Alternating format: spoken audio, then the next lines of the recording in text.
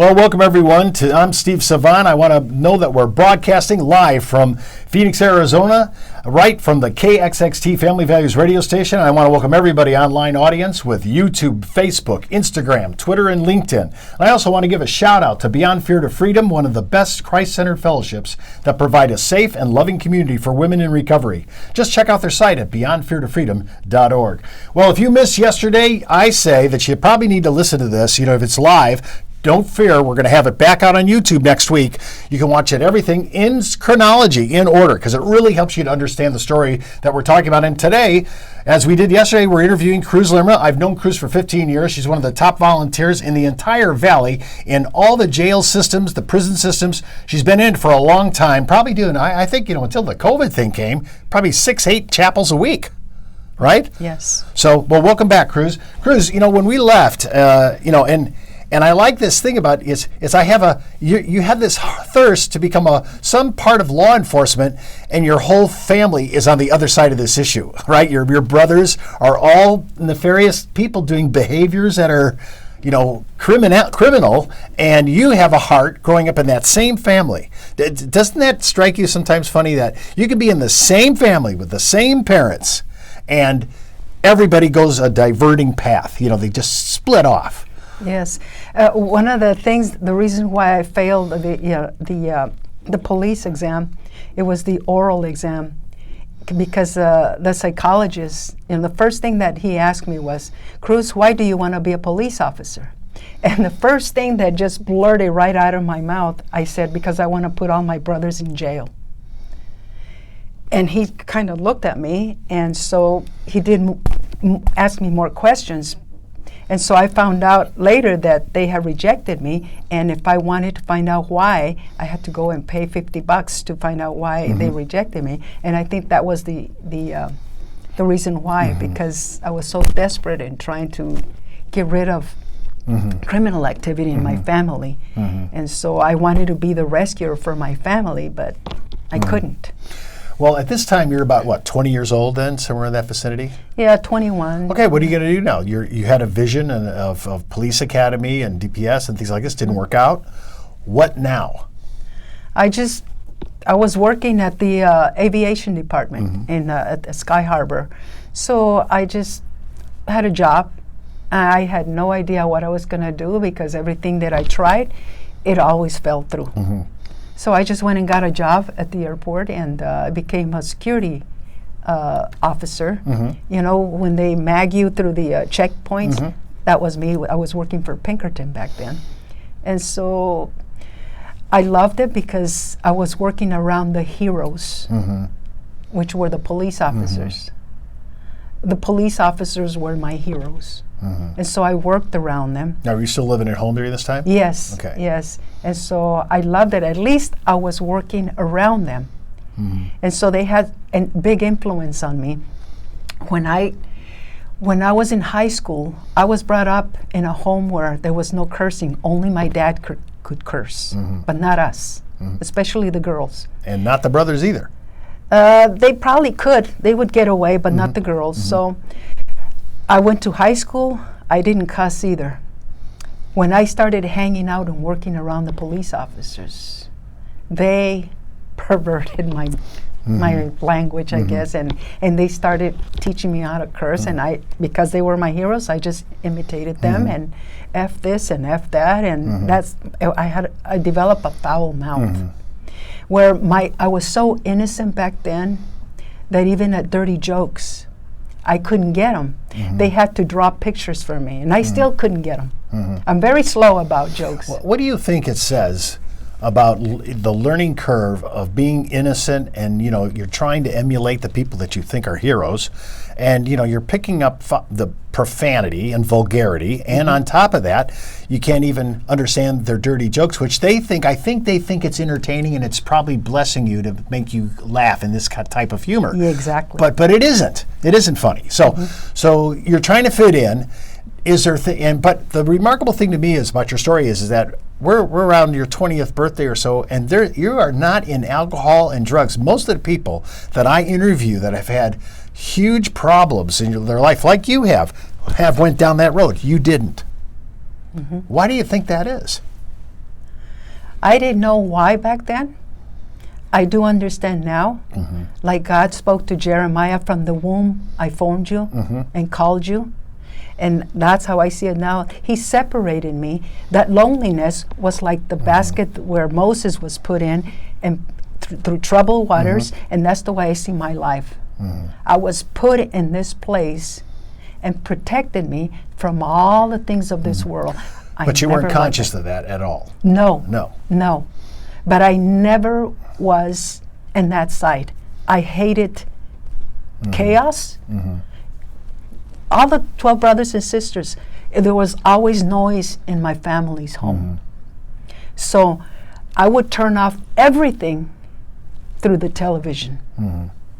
I created a fantasy world for myself, because this is what I want, and this is what that's what's going to keep my sanity.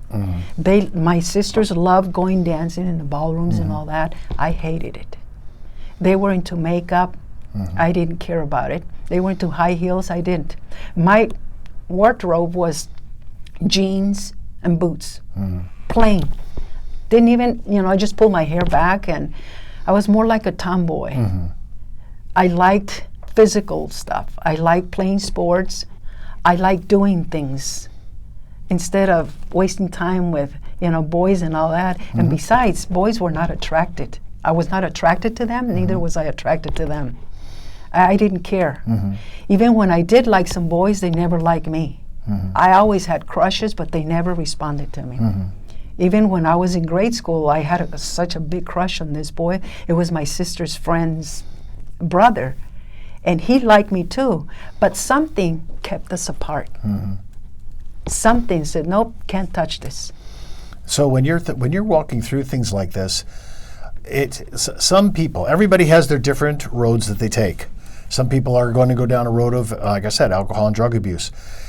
Some of our guests, whether male or female, just dive themselves into the sex trade or just have sexual relationships with whoever they want. When you're this lonely, I would think this might be one of those possible avenues.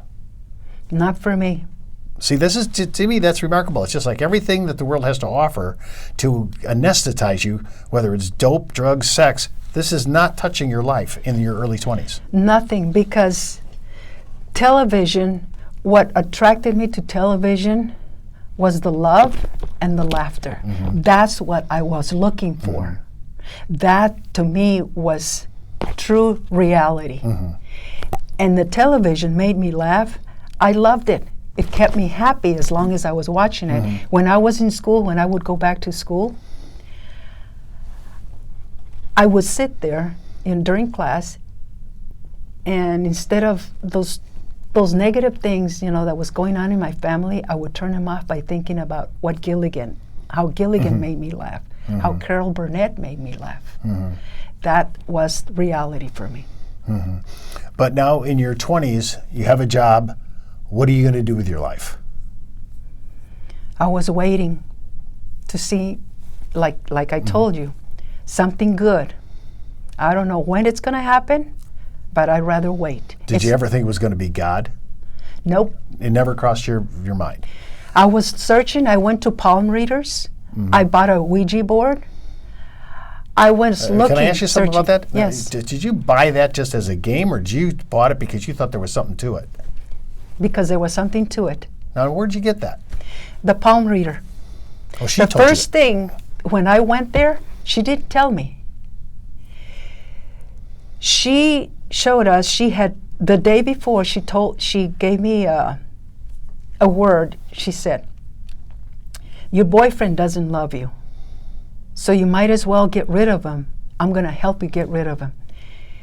And she says, I want you to go home and grab an egg from the refrigerator, put it in a paper sack, and put it underneath, inside of a shoe of your dad. Put it underneath their bed where your dad sleeps. And in the morning, grab that bag. Do not open it. Bring that bag with the egg, and I will open it in front of you.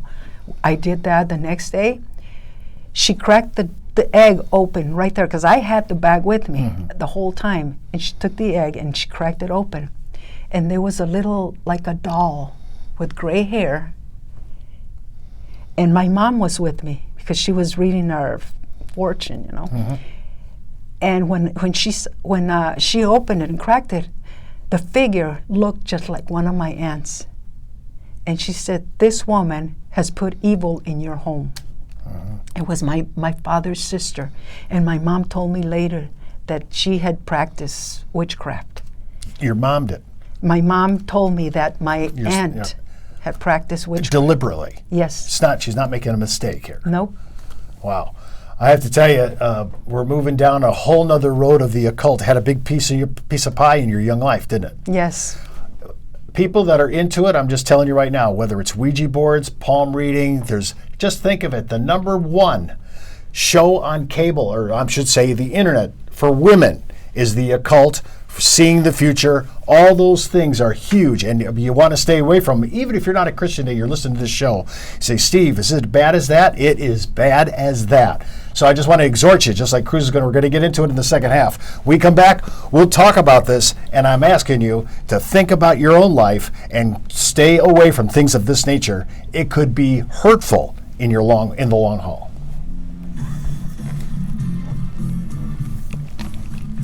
Sorry. I'm sorry? Sorry, I hate that. That's okay. Mm-hmm. About the spirituality, Mm-hmm. you know, I want to say that that's what caught my attention with that palm reader, Mm-hmm. because she could see something. That's what attracted me to the spirituality. So I went in search for spirituality. Yeah. That just took a major turn in our story. To be honest, this is a huge issue. Yeah, this is going to be a major turn. Yeah. Good thing.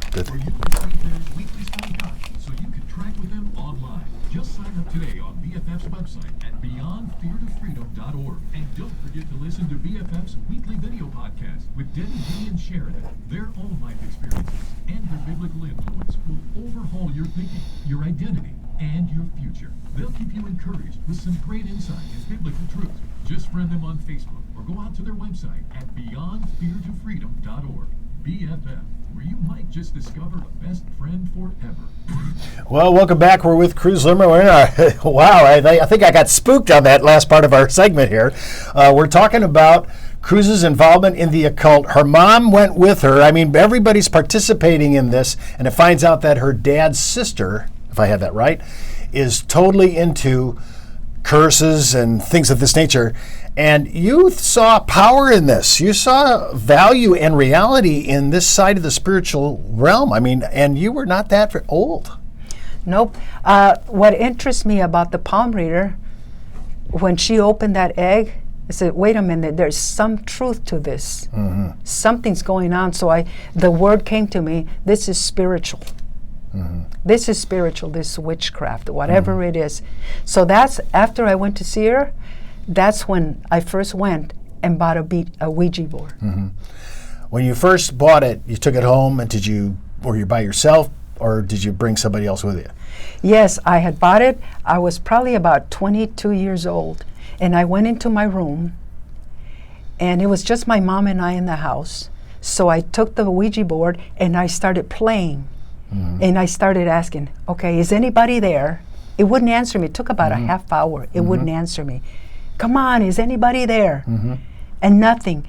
When all of a sudden, something took a hold of my fingers, and it started moving that plastic thing around the Ouija board, and it started spelling it out. Now remember, I was very naive and not very much, my terminology was not that high. So it started spelling. I started, writing the letters and stuff. Well, I couldn't write, but I remember the letters. And it spelled out, come unto thy kingdom. Mm-hmm. To me, was like a foreign language. What the, is a kingdom. Thy? And I started speaking James. King James. Yeah. So, and then I tried to stop and it couldn't. My fingers got so cold and it was controlling my hands. And it's coming to the kingdom. At that time, my mom called me and she started, come here. And so I couldn't stop it. And all of a sudden it left me. So I ran and I went to see Mom, what do you need? And I don't remember, but after I finished with her, I came back to the room And I said, oh my gosh, this is real. But I didn't know it was the devil. So I started playing with it again. It never answered me again. Ever? Ever. I picked it up like 2 more times after that. It never answered me. So did you ever return to the palm reader or anything of that nature? No, No because the no palm reader astrology? was wanting money. But I knew she was for real. But, you know, I don't have any money. You know, so I never went back to any of that. So here's another opportunity that you had that you could have actually went into it, right? And you didn't. So it sounds like, again, whether you know it or not at the time, there's an intervention happening in your life to stop you from doing these things. Exactly. But it was you the didn't see hand that of God. No, I didn't see it. Why wouldn't it answer me? Because God said it's enough. I was 17 years old.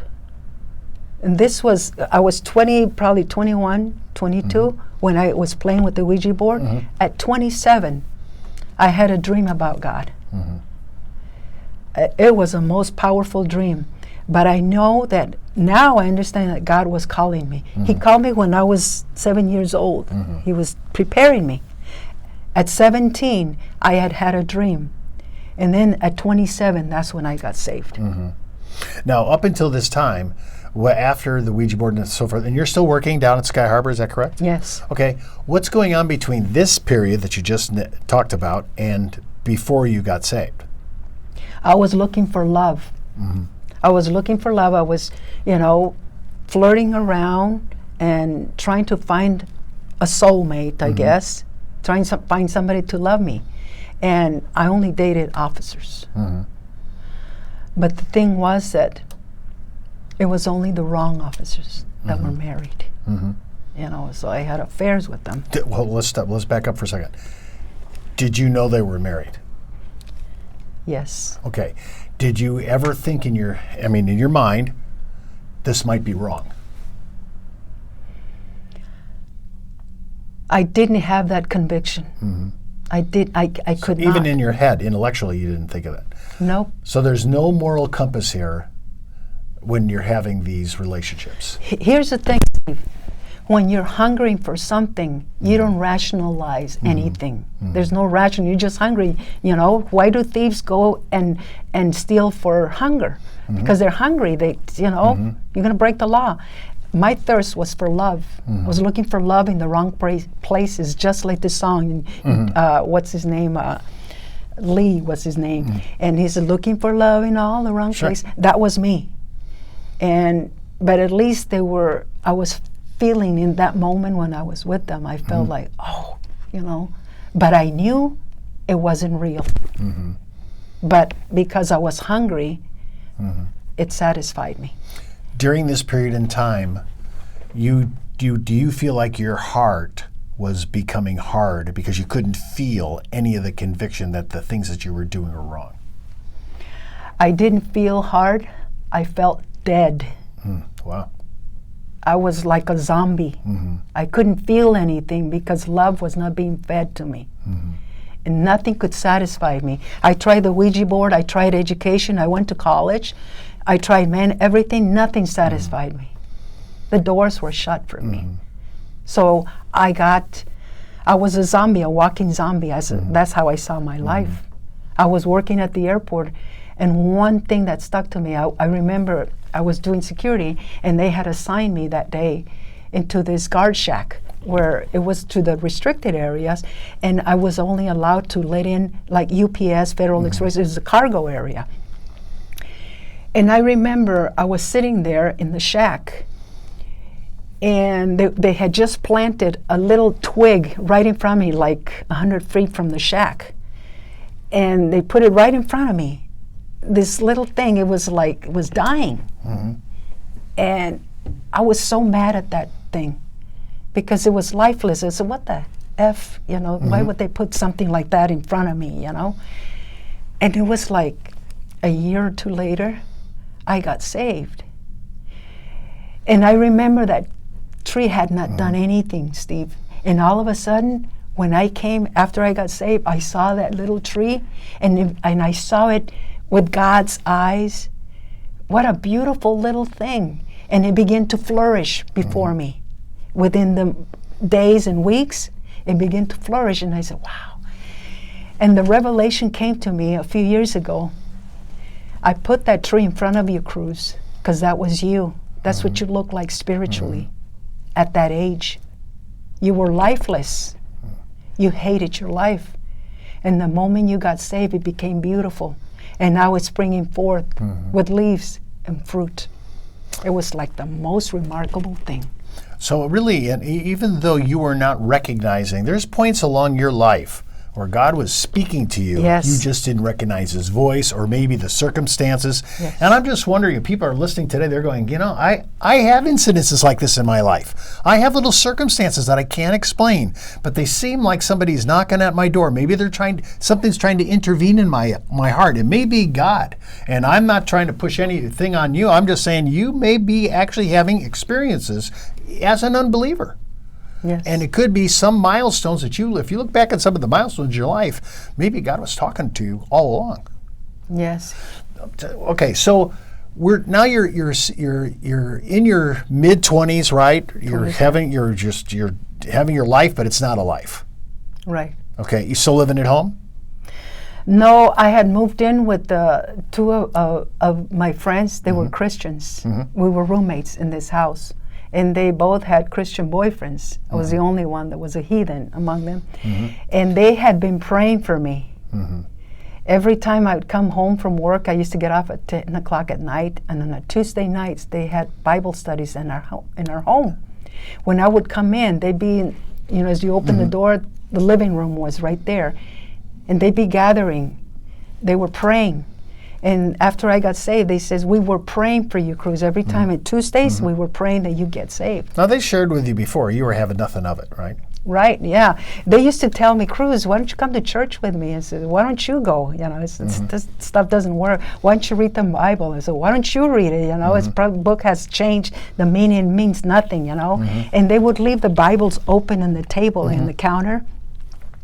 And I just look at it as a piece of, And nothing until one of the guys that I work with at the airport, he was a UPS driver. He used to come in and out, and they all speak to me, And he had invited me one day. He says, hey, you want to go Saturday, to take a drive up to Ouija? I said, we'll just take a drive for the day, and just see what's going on, because he loved driving. He was from New York. He was kind of like on your face type of guy, New York.